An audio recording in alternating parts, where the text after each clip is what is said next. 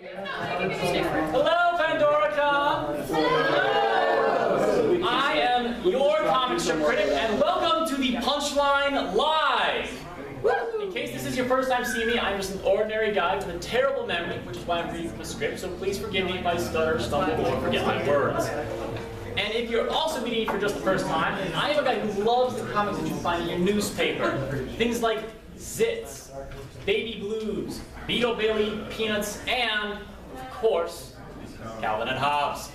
You guys all remember that strip, right? The absolutely great strip, The Boy and His Stuffed Tiger that Bill Watterson made.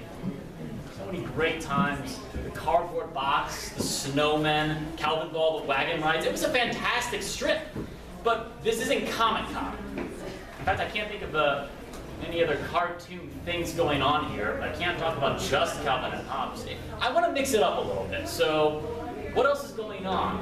Well, there's a Dragon Ball Z panel. Maybe I could make a new cartoon based on a Calvin Ball Z, maybe? No, that's stupid. I can't do that. Intro to Furry. There's a panel called Intro to Furry. I guess Hobbes could kind of count as like a furry persona, but on the other hand, no. I really don't want to have that happen to my childhood memories. What else is really popular here at Pandoracon this weekend? Okay, no. You're not doing this to me again. Alright, everyone, I apologize for my assistant here messing with the show. He does this to me all the time. And I told him what would happen if I did it again. Yeah, I'm gonna do it. You bet I'm gonna do it. Comic Sans!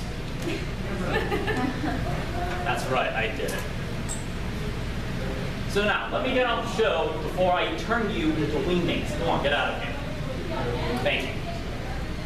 Anyways, have you guys been to that entire room that's dedicated to Doctor Who yet? It's been great stuff. I saw Amy Pond there, I saw the 9th and 10th Doctors and the 11th Doctor, but who was that guy in the long scarf? I never saw him on the show. Really, I don't ever really remember seeing him. I'm kidding. Peter Davison was great as the 8th Doctor. Anyway, Pandoracon loves Doctor Who, and I love Calvin and Hobbes, so is there some way to combine the two? I mean, okay, there's already a lot of different fan art of this, but let's take it a step further. Some people might see this and say, well, Calvin's just pretending to play Doctor Who. Like a lot of other kids would, but I think I can make a decent argument that Calvin is actually a Time Lord. And not only that, I can prove that Calvin is the Doctor himself. You guys ready to dive down this crazy rabbit hole and explore this bizarre idea with me? Let's start off with something simple. Doctor Who has aliens. Lots of aliens. Daleks, Cybermen, Jadoon, Sontarans, Weeping Angels. There's plenty of aliens to go around. But does Calvin ever meet up with any aliens? Yep, he does. As a matter of fact, in the strips run, he met Galaxoid and Nebular, who actually look vaguely like Daleks. If, even though they're a lot less psychopathic and murderous and exterminate happy than your usual Daleks. So aliens, confirmed. What about a TARDIS? The Doctor's face comes and goes. We've got 11, 12, Rowan Atkinson will make 13 different Doctors playing the Doctor, but the TARDIS has always been the same. It's always the same classic blue police box. That never changes, even though it should. Remember, the Doctor's TARDIS has been shape-locked as a police box since the show began because of a broken chameleon circuit. So, if it was in working order, then it could appear as anything, like, say, the cardboard box, perhaps. I mean, that's the obvious choice. It's a box, it can travel through time, but here's another Calvin and Hobbes classic that I bet you forgot about. His red wagon. That thing even flew to Mars. Calvin's TARDIS is so awesome that it doesn't even need a roof to work. Let's see the Doctor's TARDIS pull off that trick. So TARDIS, confirmed. What else does Doctor Who have? What else? Sonic screwdriver, maybe? Well, okay, Calvin doesn't have a sonic screwdriver, but he's got a transmogrifier gun. It's like the sonic screwdriver, kind of. It's small, it's portable, it easily fits in overhead storage compartments. Wait a minute. I think I'm getting my references mixed. Anyways, unlike the sonic screwdriver, it can change what people look like. So maybe it's some kind of a chameleon circuit ray gun, or it's a modification of Captain Jack Harkness's sonic blaster. I mean, the possibilities are endless. I personally would change myself into Ryan Reynolds, and my girlfriend into Jennifer Lawrence. Or Amy Pond. I admit this one's kind of iffy and difficult to decide on, so let's put it to a vote. Transmogrifier gun for the sonic screwdriver? It's iffy, yeah, I know. It was a stretch. That's fine. So, one of the more famous Calvin and Hobbes events was something that you never actually saw during the strip. It was called the Noodle Incident, and for those of you who want to know what it is, well, I can't tell you, because get a number and get in line behind me. There's a whole lot of people who really want to know. All we know about it is that it was something that got Calvin in a whole lot of trouble, and Calvin really, really doesn't like to talk about it. Was there anything similar to that in Doctor Who? Something important but devastating that the Doctor doesn't like to talk about or reminisce on? Oh yeah, it was the Time War. But here's the thing, if you were thinking the Time War, you are actually wrong. We know what the Time War is, even if it's only vague hints and allusions throughout the series. It's a war, and war, well, war never changes.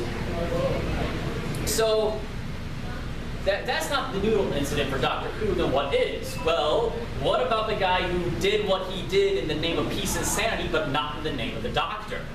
We don't know what his deal is, at least not yet, so we know that he did something that the Doctor refuses to acknowledge. So Noodle Incident, I personally would say it's confirmed. And after this is where things get a little trickier to nail down, I admit. Now we stop seeing big, iconic events from each franchise, and we move into the realm of speculation, which can still be a lot of fun. Let's talk about the question that can never be answered. Is Hobbes real, or is he just something that exists in Calvin's imagination? This was something that was never firmly established in the strip.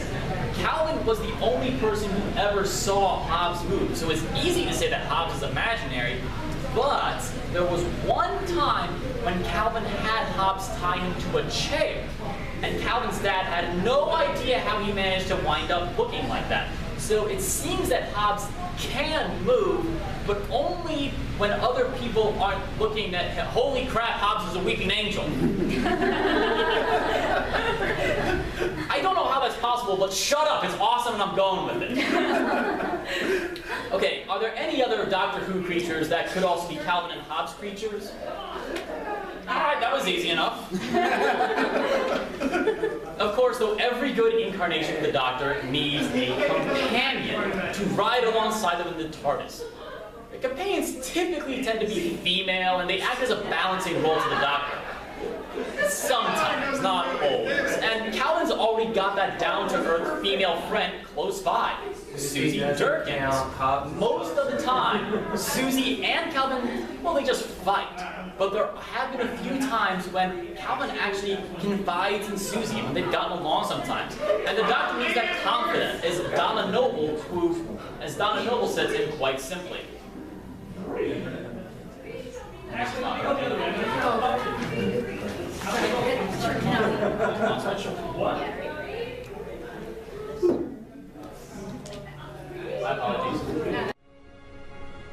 Just promise me one thing. Find someone. I don't need anyone. Yes, you do. Because sometimes I think you need someone to stop you. So, Susie as the Dr. Calvin's companion? Yeah, I totally think that could actually happen. Here's the really important question, though. If Calvin is in fact the Doctor, then which Doctor is he? Well, we've seen the birth and regeneration of the 2nd through 11th Doctors, so that probably means that Calvin is either the very first Doctor or the very last Doctor. And let's look at each option. If Calvin is actually the first Doctor, then he's really only 6 years old. He's not... How old is the Doctor now? We've lost count. 700, 900, 1300? I think he forgets at this point.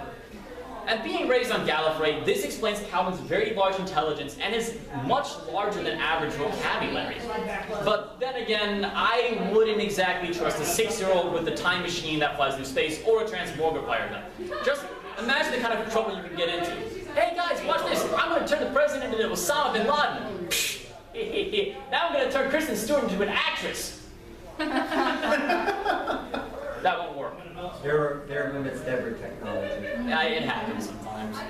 The other possibility, the idea that Calvin is the last Doctor, actually works a lot better. Here's how it happens. If Peter Capaldi's Doctor is, or a Doctor after Peter Capaldi's Doctor regenerates, it'll be into a 6-year-old blonde kid. Now, why a 6-year-old? Why specifically a 6-year-old? Well, it's no secret that after the Time War, the Doctor's been going through a whole lot of trauma. He's had his companions forcibly taken away from him, time and time and time again. Rose, Donna, the River Song. And his love life is, to put it quite simply, kind of complex. And there's also the little fact that he basically killed off his own species twice. So if the past is any indicator of the future, then things are only going to get worse. So eventually, the Doctor caved in and he said, I don't want to deal with this anymore. I want out. And he sealed his personality inside a chameleon arc, regenerated into 6-year-old Calvin, and integrated into human society as best he could. But it's not perfect. Little parts of the Doctor keep slipping through Calvin's personality. Things like his intelligence, his huge vocabulary, his imagination, and the flights in his TARDIS, which he turned into a cardboard box. And it certainly doesn't help that aliens and monsters keep on finding him. So those are my very weird thoughts and my very strange theory on how Calvin might be our one and favorite Time Lord. I hope you guys enjoyed my ramblings, and thank you so much for coming out. I have obviously plenty of time left. I'm willing to open the floor to questions and answers. If you don't have any questions right now, that's fine. I actually want to tell you about a website. They're sponsoring my trip here. It's a website called Manic Expression. www.manic-expression.com. It's a collection of online reviewers and bloggers much like myself. Some other people you can find there include the fanfic critic and the cartoon hero. It's a very good community. I have met a whole lot of cool people through them, and they've helped me out a lot with a lot of good feedback. So, looking for a good online community, I highly recommend that you check out Manic Expression. They're actually working on a documentary right now. I am willing to open up the floor, the panel, to any people with questions, comments, concerns, holes to poke at my theory and call me an idiot for, anything at all. Any questions? Yep. I was just going to say that I have read a couple of really good and really, at least one of them was sad and touching, fanfics concerning Calvin and Hobbes and Doctor Who crossovers. And I don't have the links, but I know that they were on the fanfic website, A Teaspoon and an Open Mind. But I know people have been doing fanfics of this, and it's really adorable and sad at the same time. I was tempted to read it while I was writing some of those while I was writing the script for this, but I didn't because I didn't want any outside influences. But you know, I'm sure that there are a lot of similarities, which I just spent the past 15 minutes proving. Yeah, so I was just thinking that if anybody enjoyed this, they might also like looking up some fanfic because it's cute. Yeah, sure. It is. Both franchises can be cute. I definitely agree that Calvin is a Time Lord, but I would disagree that he's a Doctor. My personal theory is that there are actually many Time Lords living in disguise as humans on Earth culture, because we also have Santa Claus, and Mary Poppins. There's actually a whole lot of fun theories floating on that, like X character is a Time Lord. Santa Claus, Mary Poppins. Tommy Pickles. What? Tommy Pickles. Tommy Pickles, yeah, that was actually true because Tommy Pickles wore a bow tie, used a sonic screwdriver, and there were dogs behind him in a toy section. His best friend is Ginger. His best friend is Ginger, that's true. I'm trying to think of which companion exactly Stewie would be like, but I'm Stewie. Chucky. Chucky, yes. Oh wow, that's a terrifying thought. I'm not a huge Family Guy fan, but yeah, Tommy Pickles. Say the thing. Say the thing. You could actually go the reverse direction. Like you mentioned this here that he's like older, like near the end. Yeah. Trying to use chameleon circuit. You could actually go backwards and say that, you know, the reason that the Doctor, through all of his incarnations, has always been so adventurous, is always looking for other things, is because Calvin actually is the 6-year-old Doctor. Because the first time we saw the Doctor, he was old man, already in stole the TARDIS. I did mention that very briefly. I said if Calvin's the first Doctor, then you know that's why he's 6 years old, and he grows up into the first Doctor. And there's this sort of shared spirit of fun and energy, a love of traveling, but not necessarily staying in one place. Calvin likes to walk around the woods for a little while, but he doesn't like to camp. Much the same way the Doctor likes to bounce from place to place in the TARDIS, but he doesn't stay in any one place. They're both really intelligent. They're both kind of rebels against society. You know, Calvin gets in trouble all the time at school, the babysitter Rosalind, and the Doctor, you know, fine. Well, you have the thing from like when he's really young. The other thing to support that is when Time Lords are really young and they're brought out for the ceremony to basically where they say like some go mad, like you know, the master and everything. If that is what happened when he was young, that he basically him looking into it opened his imagination. Yeah, that's. I was thinking about that, but I thought, no, Calvin's pretty much already, if you were to age Calvin like 20, 30 years, he pretty much would be either 10 or 11, and very much in personality. I actually thought about that very much. It was like, no, because I did look up that clip. They go to the untempered schism at the age of 8, and Calvin is very specifically 6. So unless he like snuck away early and looked in early, which would be a huge flaw in overall Time Lord security to leave the untempered gap in the fabric of reality unattended, I think that's a bad idea. But you got to remember the first Doctor got the TARDIS, he stole it. Yeah. That screams Calvin. Or that's true.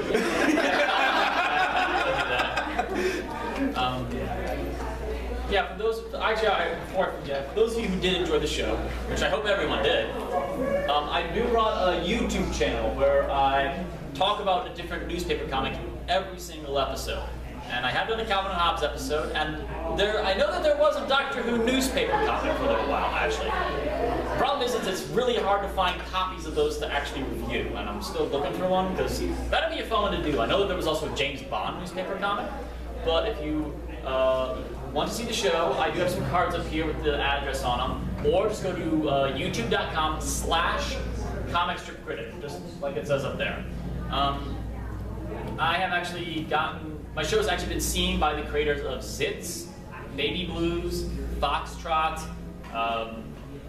Retail, Leo, Ginger Eggs. I feel like I'm actually forgetting one or two. And they all saw the show, and they also sent me messages saying this was so much fun to watch. So give it a watch sometime if you haven't seen the Punchline. I try to make every episode fun to watch at the very least, even if I don't particularly like the comic I'm talking about. So give it a watch, and I hope y'all enjoy it. Any other questions from anyone? Once? Twice? Just general discussions, not questions? Favorite comics that you guys had growing up? Not growing up, but One Big Happy. One Big Happy. I haven't read that one yet. Ruthie is definitely a descendant of Calvin. Really? Now I have to check She's out. not quite as wild, but she does have her moments. Okay. One Big Happy. That's what. One Big Happy. One Big Happy.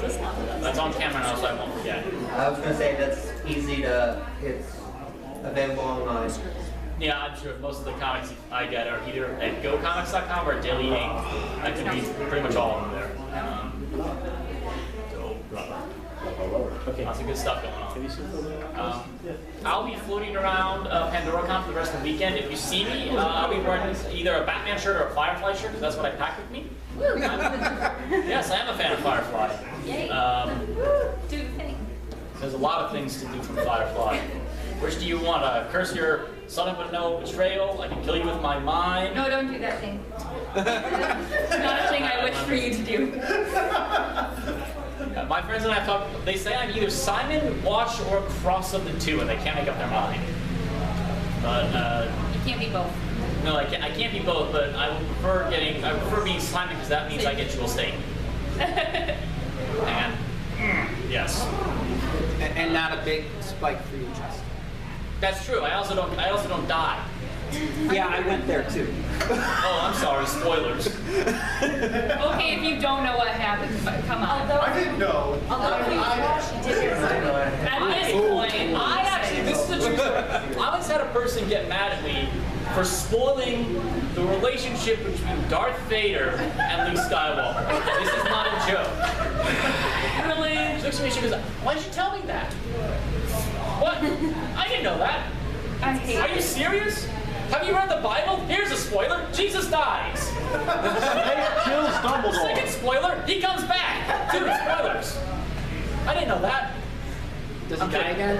I haven't gotten that far. Sorry. That's the real question. I'm on page 7. Because of age of internet and everything, what is the real statute of limitations on when something is not considered like, oh, I can spoil this now? If you Because haven't seen it within 6 months of it coming out, and you see something on Facebook about it, you get mad, you got some problems, okay? Like, get over it. For movies and games, I say like a month tops. For like books, maybe 5 years.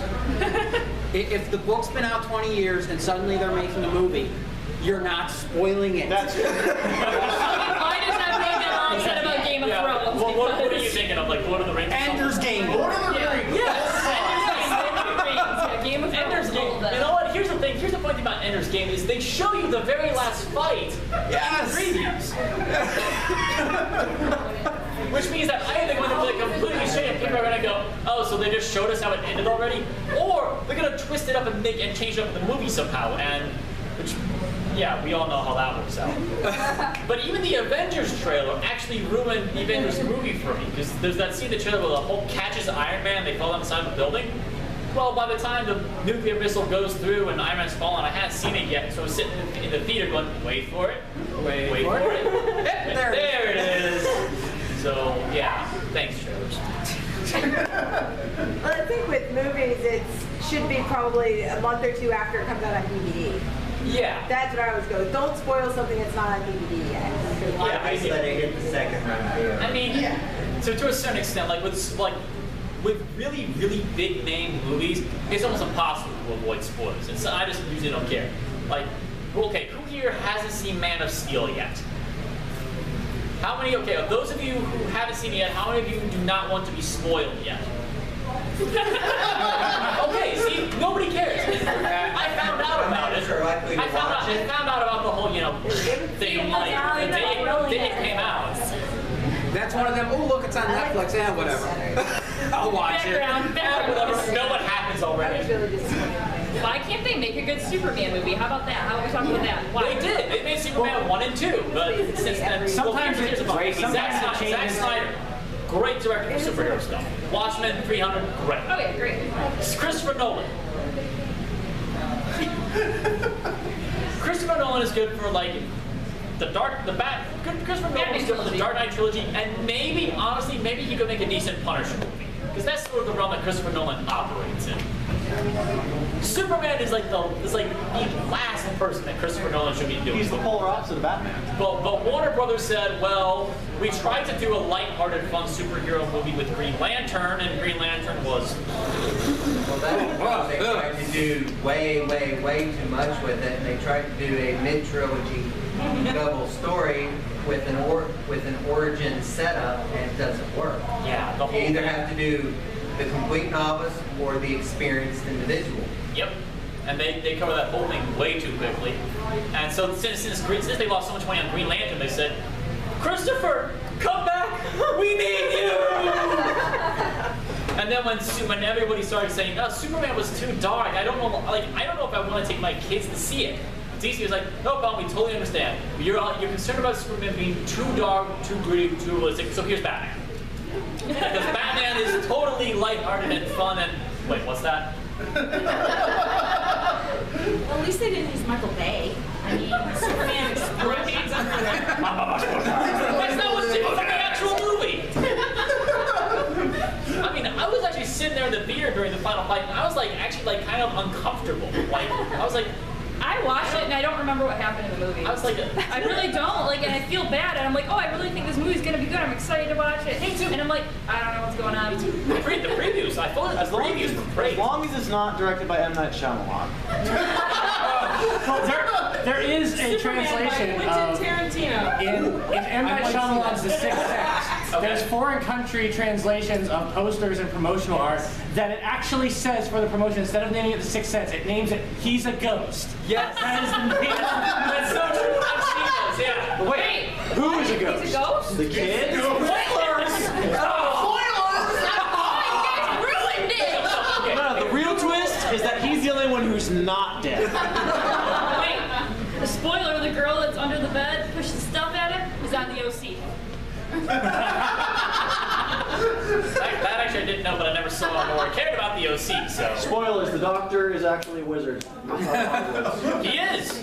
Well, he was. Now he's Well, got no soul. bad things happen to Well, now women all the time. apparently he's becoming a singing serial killer. Yes, he is. Wait, what? Matt Smith has got his first Broadway thing after doing Doctor Who is a singing serial killer. Yep. And most people already know this, but for those who might not, in the book, the Harry Potter book, where Barty Crouch dies in the chapter "The Parting of Ways," which is the same name of the episode of Doctor Who. Where David Tennant. Exactly. Appears. So it's like, fuck you guys in your wizard school. I'm gonna go fly through space. So I gotta go to Calvin and Hobbes or something entitled "Parting the Ways" entitled to Doctor Who somehow. And then I can say that Calvin is also somehow a part of the Harry Potter universe. Well, that's because I'm gonna do it. I'm gonna do it. I don't know how I'm gonna do it. So. No, they have 10 actors in 2 sets, and they just bring it to the next one. Exactly. Everybody has to be related to somebody else. That's how they get elected. Exactly. That's how it You works. have decent teeth, you're in.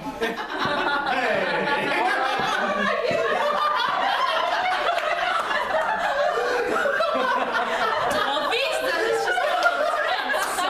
Well, that escalated quickly. Question. How does your foot taste?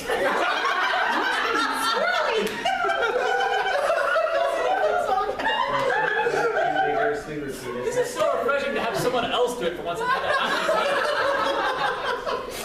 Don't push it a lot. I can't take I'm sure I got all these. Yeah, if you guys have any other questions when you see me wandering around about comics, particularly newspaper comics, because they are my forte. I love them, I adore them. I think they can be classified as works of art, especially if you've ever read some of the old ones, like not Finding Nemo, Little Nemo. Big difference there. Or Flash Gordon. Anything else? Find me. I would love to talk your ear off because you will not be able to give me a show. I had a question. Stupid one. Yeah. Have you seen Secondhand Lions? Yes. And what did you think with the comic twist in there and everything? It was a long time ago and I barely remember any of it. It was a good movie, though. I remember. I love that. I remember it being okay. There was nothing particularly wrong with it, but I want to thank everyone for coming. I want to thank Team Condoc. It's just short for convention doctors. There we go. So, Condoc. for coming out and enjoying my thing and promoting it a little bit. Hopefully see you guys float around the rest of the weekend. Oh yeah, we're pseudo guests, so And we're doing the costume contest. We're emceeing it and doing all that other stuff. good. So thank you all for coming. Hope you enjoyed the show. Grab a card if you have it, and enjoy Pandoracon. And get your speaker back. Yeah.